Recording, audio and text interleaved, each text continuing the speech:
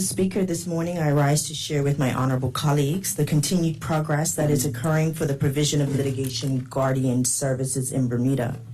As a reminder, in alignment with the Children's Act of 1998, litigation guardians are appointed by the courts to be the voice of the child and to safeguard the interests of children.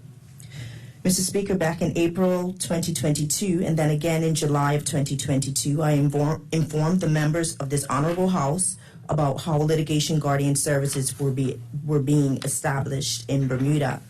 Since then, much important and critical work has been undertaken to service our children who are in the highest level of support.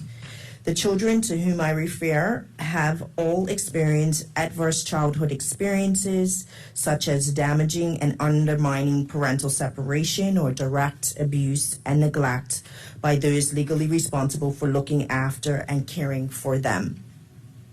These children, Mr. Speaker, are Bermuda's responsibility, and so I am delighted to report on the work implemented to further develop and embed the litigation guardian service into Bermuda and its judicial system.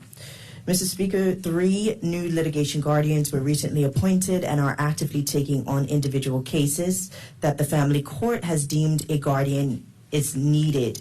This raises a total to 5 practicing litigation guardians to service our children. However, Mr. Speaker, a larger pool of litigation guardians is needed, which will not only enable more children to have the extra level of protection needed, but also offer our courts additional qualified guardians whom they can call upon to give a view about an issue for a child at short notice. This spacious availability is needed in particular when the Department of Child and Family Services is not the right agency to call upon for an independent view of what is in the best interest of the child.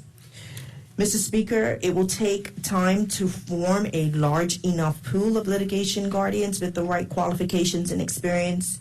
Nonetheless, the Ministry of Social Development and Seniors will start the process, and in the upcoming months, a further recruitment campaign will be launched.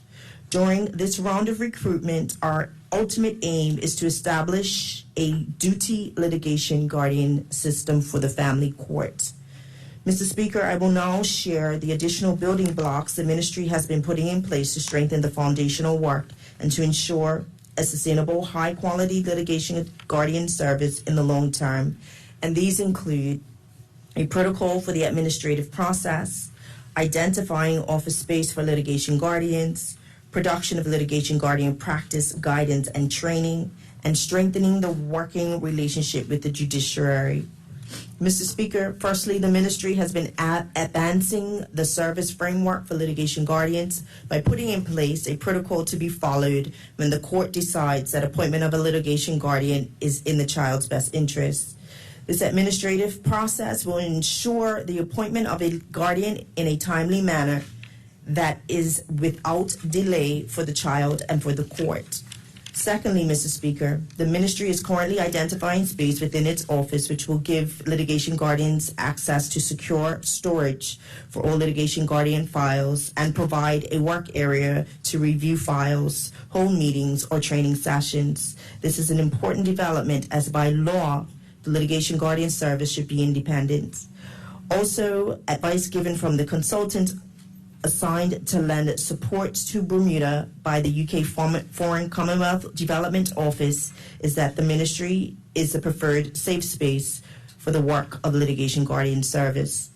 Thirdly, Mr. Speaker, the ministry has developed comprehensive litigation guardian practice guidance, which details how the litigation guardian service will work, including what court practices are needed for the successful provision of guardian services to children. Lastly, Mr. Speaker, one significant development during the past year is the closer and deeper involvement of the judiciary in the work of Litigation Guardian Steering Committee, which meets monthly and whose members are driving forward these developments. I believe we are now at the stage where the entire family justice system is working together with one voice, and that voice is the voice of the child, which is the overriding principle. Included in the practice guidance and in the committee's monthly deliberations is how ensuring the court always hears and understands the voice of the child before a decision is made about a child, a decision which can have lifetime consequences. Mr. Speaker, in working closely with judges and magistrates on policy issues and making sure that the work does not compromise judicial independence on cases of individual children, the ministry has been considering how to highlight the importance of the child's time scale, the child's chronological, which is different from incident-based chronology, and the impact on the child, both of what has happened, what is being planned for the child's future. Mr. Speaker, this sounds fundamental, but it really represents a cultural shift towards a system that truly puts the child first. Mr. Speaker, the Litigation Guardian Steering Committee members are overcoming the challenges and the obstacles and are also thinking about radical reform. The Children's Act of 1998 is 25 years old, and a lot has changed in our society in the last 25 years. So rapid change is needed just to catch up with the way we now live. Just last week, Consultant Mr. Anthony Douglas, CBE, was in Bermuda and steered a series of information and training sessions for the litigation guardians, social workers, and managers in the Department of Child and Family Services, in addition to magistrates, acting magistrates, and family court panel members. The sessions focus on analytical writing for case reporting, essential litigation guardian practice, the role of the litigation guardian, best practice in child protection, attachment theory, accelerated reunification, and how co-parenting can be supported in custody and access cases. Mr. Speaker, during the upcoming year, the steering committee intends to look at how cases are reviewed in court, to consider a new threshold for triggering a review, and to carry out further training weeks to enhance and continuously improve practice standards.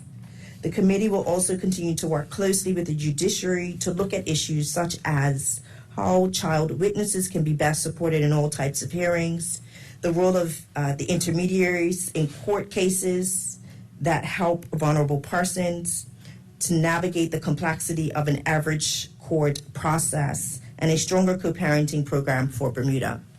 Mr. Speaker, allow me to thank everyone who has played a part in moving this vital service for our children forward, the checks and balances being implemented against the assessment of children's needs, ensuring that the litigation guardian service does not fall short of best practice globally, and any plan proposed for our children is in their best interest. Thank you, Mr. Speaker.